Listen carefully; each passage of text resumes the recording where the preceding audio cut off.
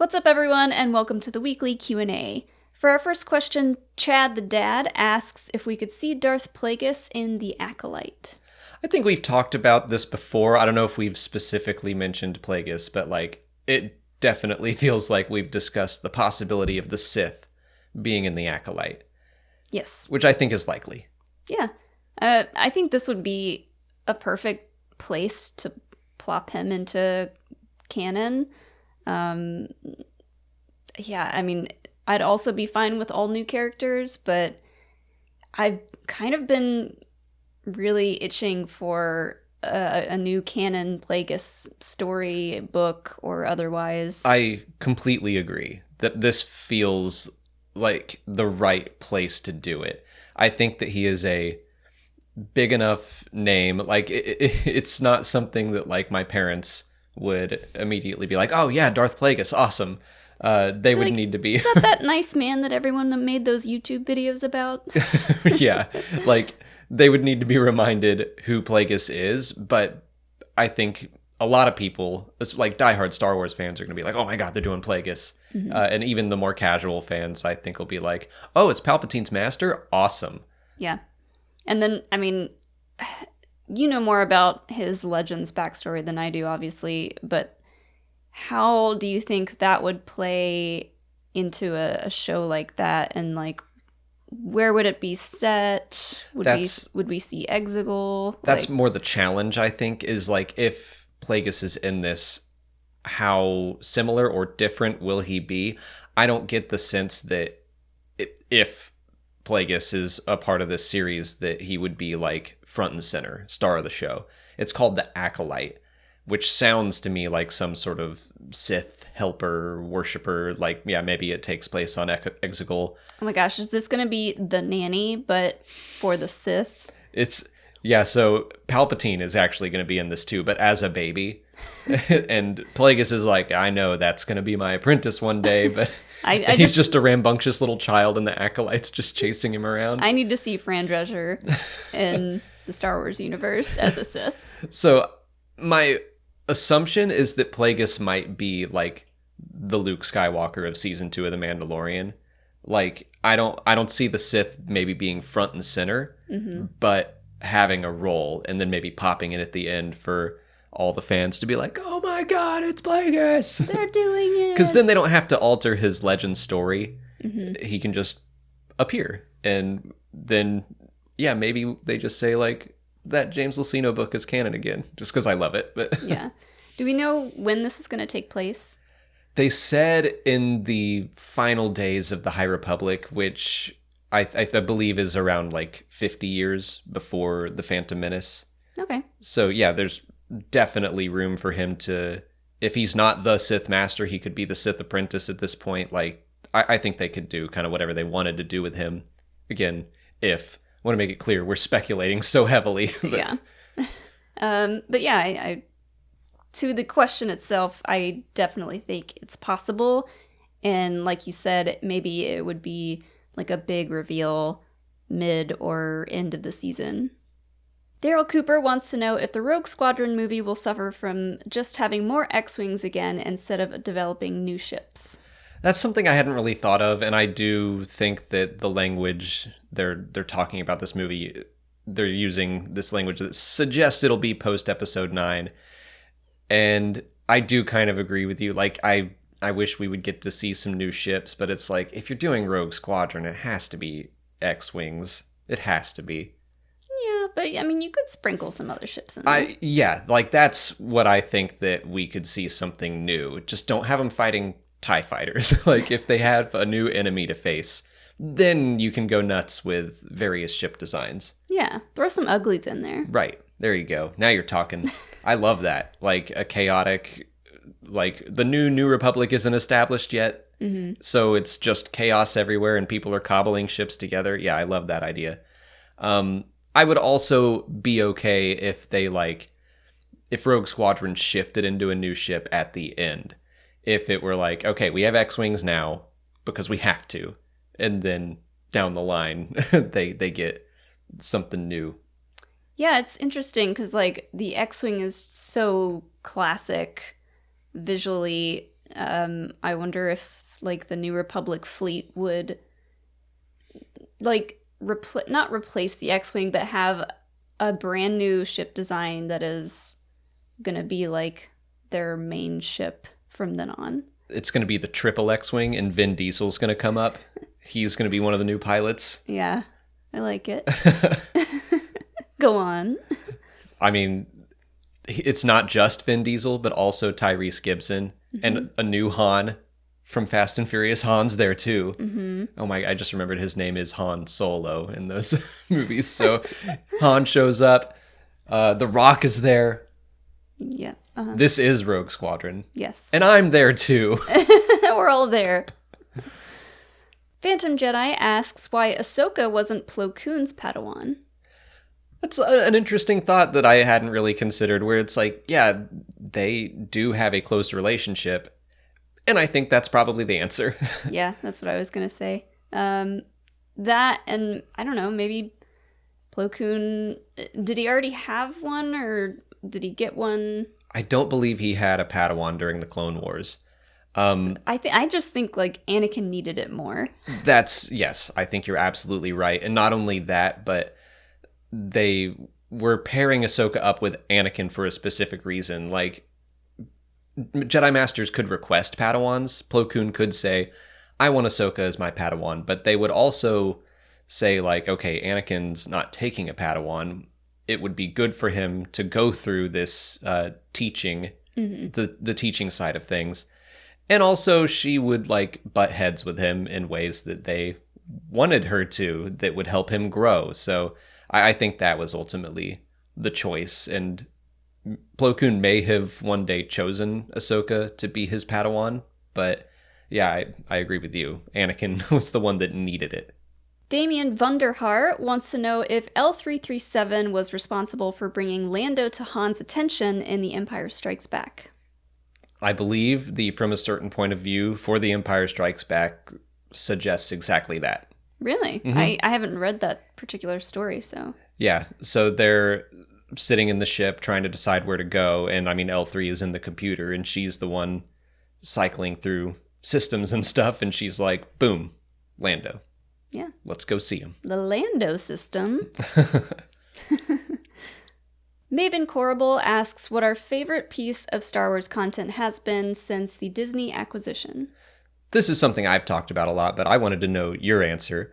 So I'll give you a second to think while I say mine has been Star Wars Jedi Fallen Order.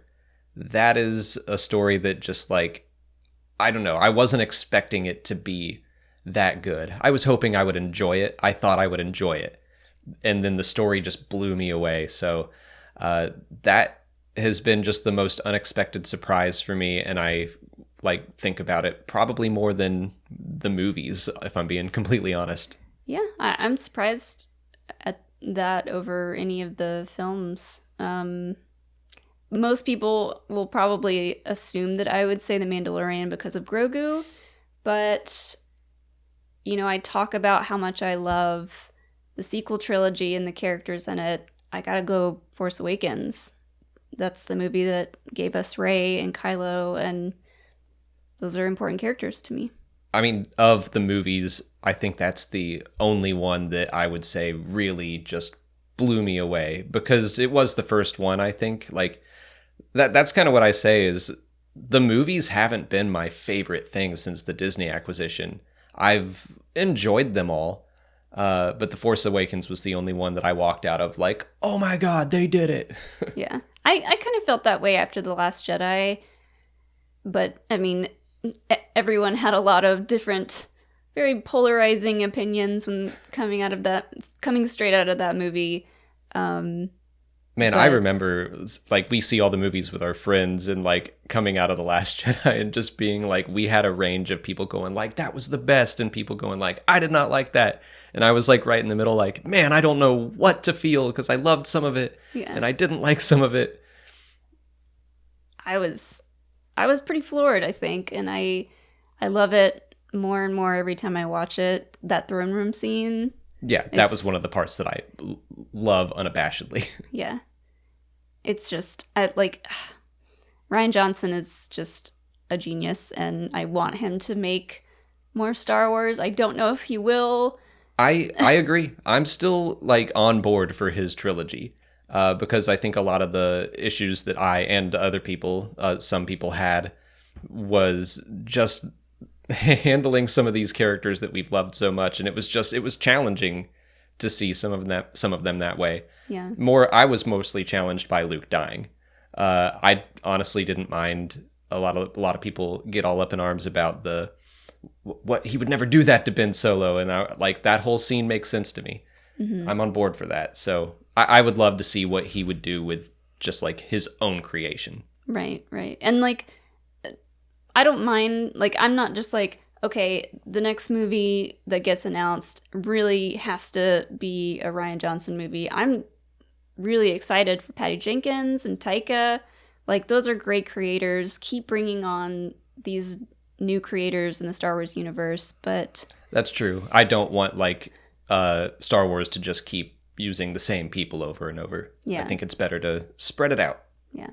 Do you like how we started talking about one thing and still wound up talking about The Last Jedi? It's a poignant film, and I think that just goes to show how important it is, whether you like it or not. That's it for patron questions. If you're a patron and you didn't see your question answered here, just head over to Patreon where we left you a written response. If you're not a patron, you can learn more by following the link in the description. Just $1 a month will get you access to extra Star Wars Explained content like audio commentaries for the films, and we're doing audio commentaries for the Clone Wars. This week's episode is Crisis on Naboo. I almost forgot the title because that was very distracting, but that's available right now if you're interested. On to YouTube questions. Hans Mork Toffel asks if we could see Mandalore's Imperial occupation in the Bad Batch. Yeah, I think that makes sense. I mean, the Siege of Mandalore ends with a Republic occupation that's supposed to be temporary, and then it's not. And I think that there's still a lot to learn about, how that all went down, how the Imperial Super Commandos came to be. So, yeah, I think that that's something we can revisit at some point. Yeah. I think so too. I hope so, at least. I think that would be really interesting. And just with everything going on with The Mandalorian, it makes sense that they would want to continue bringing those characters back. Like, we know Fennec Shand is in it. I wouldn't be surprised if Bo-Katan's in it at some point. Yeah. Elijah Dunbar wants to know if the Bad Batch will have episodic arcs like the Clone Wars, or will it be more of a continuous story like Star Wars Rebels? I almost started talking about this in the last question. I was like, wait. So I kind of hope they do something in between. Mm-hmm. I prefer my storytelling to be linear, like Star Wars Rebels, but I also think that Rebels could have stood to have more arcs. And even when they did, it was only like 2-episode things. I do like Clone Wars' style of here's like 4 episodes to tell one kind of large story. So I would not mind if Bad Batch did that, but still keep it linear. Do we know how many seasons we're getting of this? Because no clue. I think it depends on how long this show is going to run for. If it's going to be 1 to 2 seasons, I say keep it linear. Because it sounds like they have a very specific story they want to tell, so I don't know about like jumping all over the place, although like we said about Mandalore, that could be its own arc in itself, exactly separate from everything else. So there could be like a couple of main arcs, but definitely not as many as what we saw in the Clone Wars. Yeah, like if they're going to keep it 8 to 12 episodes, and yeah, there are 3 4-episode arcs, just like Clone Wars Season 7 was, but they still kind of lead into each other. I'm also glad that it's like, we're not going to jump all over the place, where every Clone Wars arc was like, now we're with Kit Fisto, and now we're with Plo Koon, and I like that, but I also liked being able to focus on like one set group of characters, which I think the Bad Batch will do. Yeah. Luke Winchester asks if Infest Nest and her Cloud Riders could be related to the Nile. I made this guess. It was either during reading the book or just after finishing it. Because some of the names from the Nile just reminded me of the Cloud Rider gang.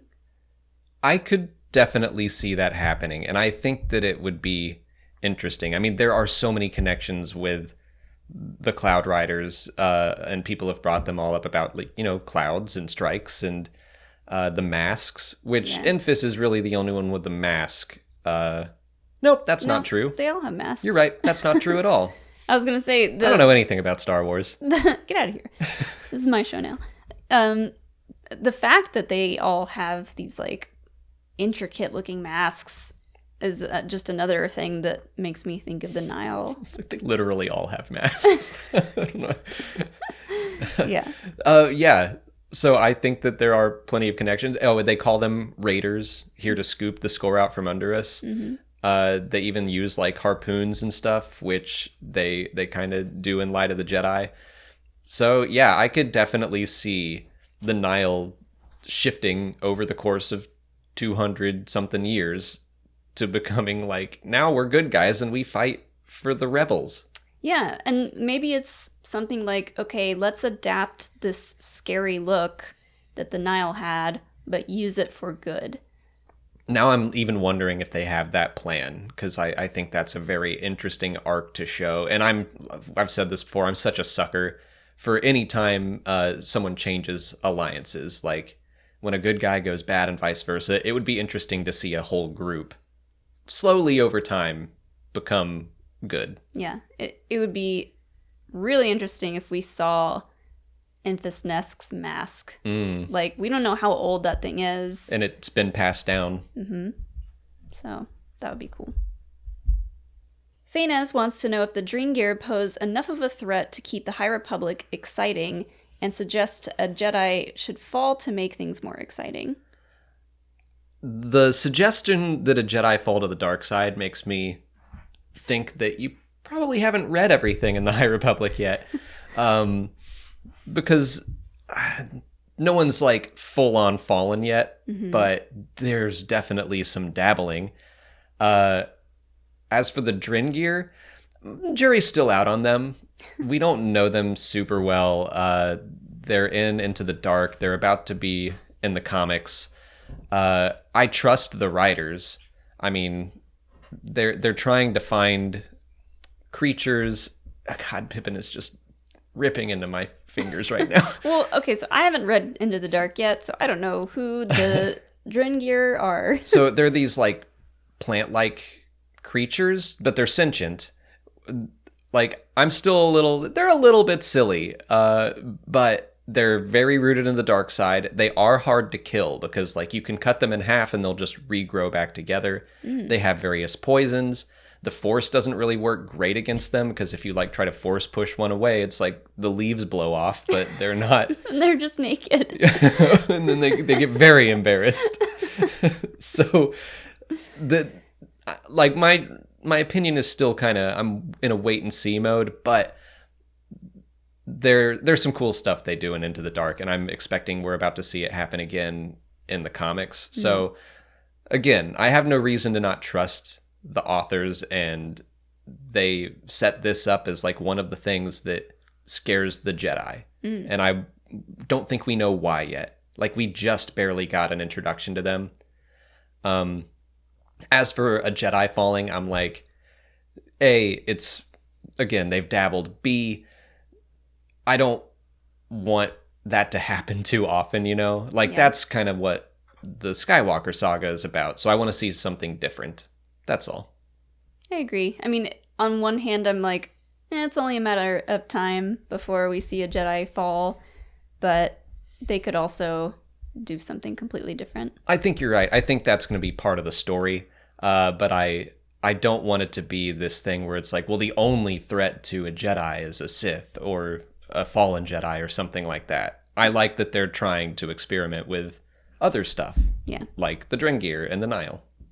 Boredom 98321 asks how humans are able to become equals to someone like Yoda in the Force despite his centuries of experience.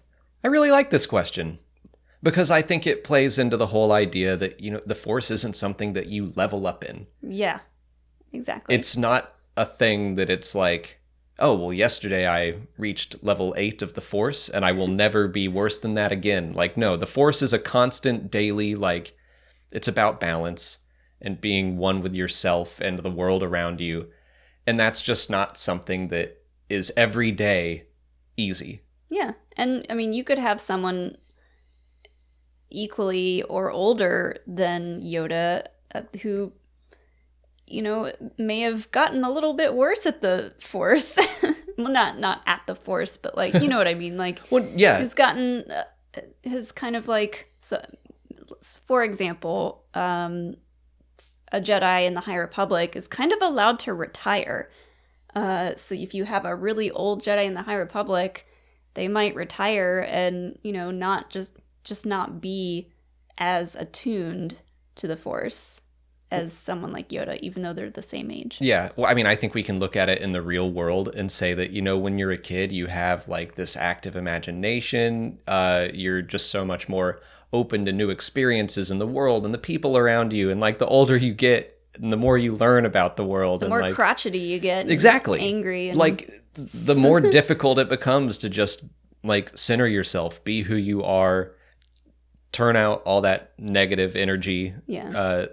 So it's kind of the same thing. So if you're 900 years old, think of how he's so crotchety. Yeah. He is. I mean, he's beating R2 with a stick. Come on. Yeah, exactly. In Empire, he's like a crazy old man. And I know that was all an act, but...